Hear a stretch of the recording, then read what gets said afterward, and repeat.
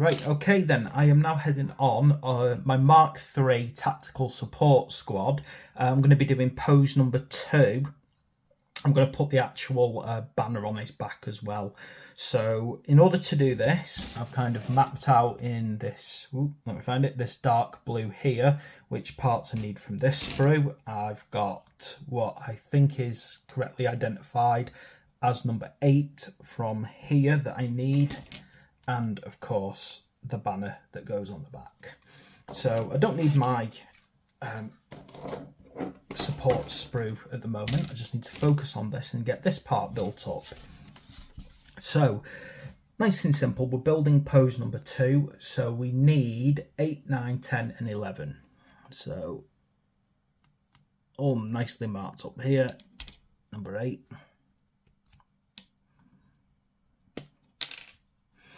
Number 9.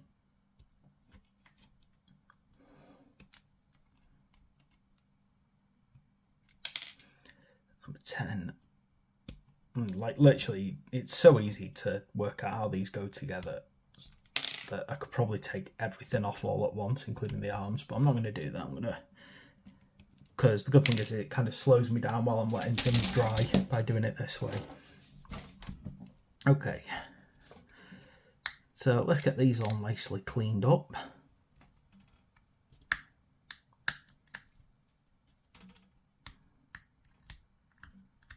And I don't want to waffle too much because I've already sort of described my love of the Mark III plate. I do find it to be a nice type of plate.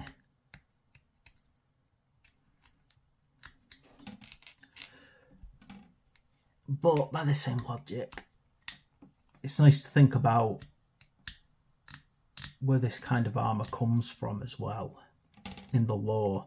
So when I think about Mark III plates, as I said, it's after the Crusade armour, isn't it, the Mark II? So I think it's found reasonably early in the Great Crusade. I mean, the Great Crusade is a 200-year slog. So, of course, it's going to have taken a while to get to those human outposts, to get to the Lost Forge worlds, to discover the standard template constructs. And of course, as they've gone through, they've found things like this.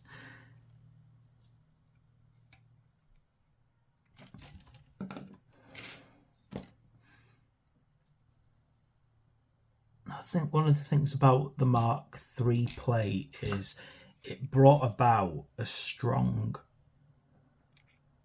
armour on the front. So you can see here it's well covered all the way down to the stomach.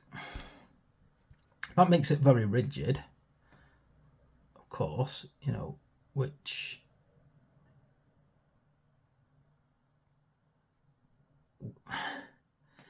basically means that you don't quite have the manoeuvrability as other plates, but what you do get is more protection, and I think this is why it became the sort of major armour for boarding actions, and I think it definitely works well if you're on the defence. If you're in an area where you need like a lot of heavy armour, so in defence, but also in a tight confines where you're dealing with short range powerful weapons, you need that extra stomach armour. Right, let's get 12 out, which is the arms. So we've got 12 and 13.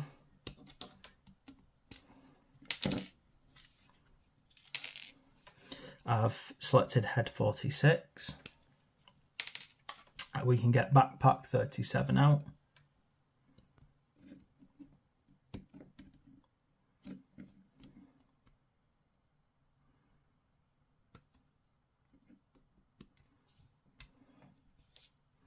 And then I think I won't get the shoulder guards out yet.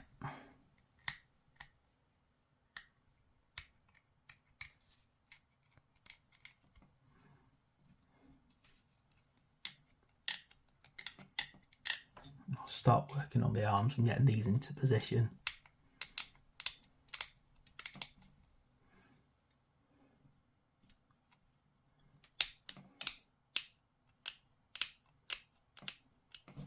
Right, so I've identified that gun 8 is the one that should work with pose 2. So let's see if I've got that right, shall we?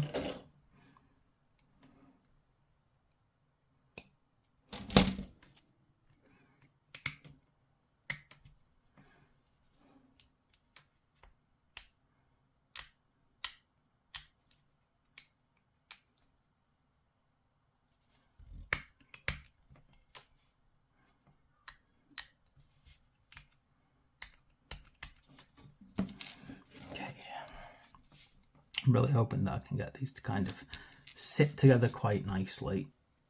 To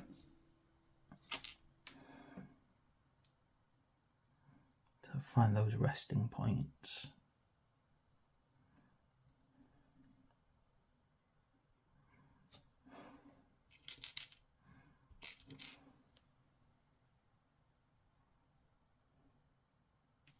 And then let's get this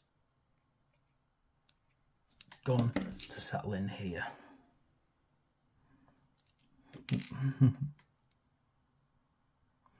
See, depending on who you talk to about weapon loadouts for things like support squads, some people will tell you that keep your squads small, if possible, 5-man squads. But that's not really how I like them. Okay, let me get this positioning just right. Yeah, so what you're trying to do with this one is it's got to have this arm, it's a bit higher up because of the way that the wrist turns downwards, with this arm being extended out. That will give you this in just the right position.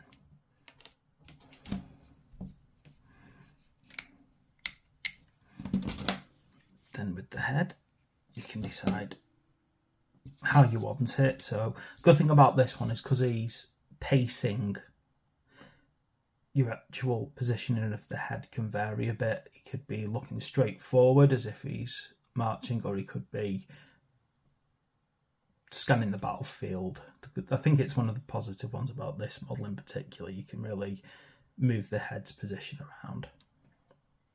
Might have it looking straight forward. I think that works well with this one.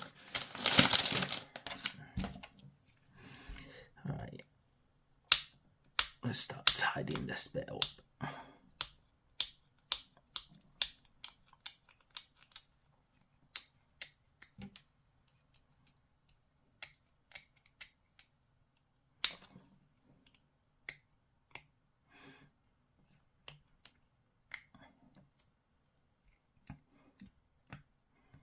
Then of course we need to get our shoulder guards off the sprue.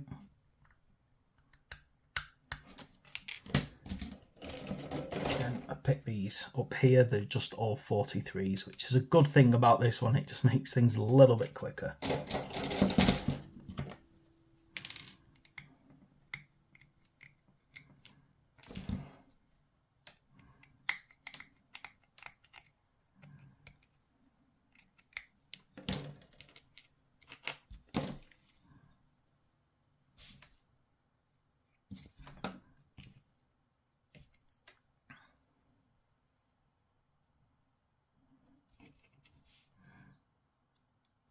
The fact that these kits appear to be this one, and then you've got the,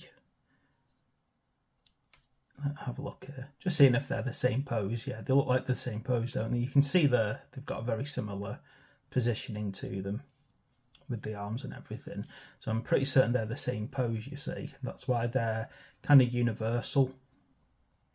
But because of that, you should also be able to mix and match components, particularly if you wanted to do a Shattered Legion, where they're basically just picking up any armour that they can find as the fighting goes on. That's quite common in immediately after the Siege of Isfahan, but also during the Siege of Terror. The betrayal at Isfahan, not the Siege of Isfahan, the betrayal at Isfahan. Okay. Do you know, I was going to put the banner on this guy, but I can't because you have to have the special power pack, so I've just realised I can't do that. But there we go. That is pose number 2 for a tactical support squad. Hope you like that. Please like and subscribe, and I'll see you for the next one.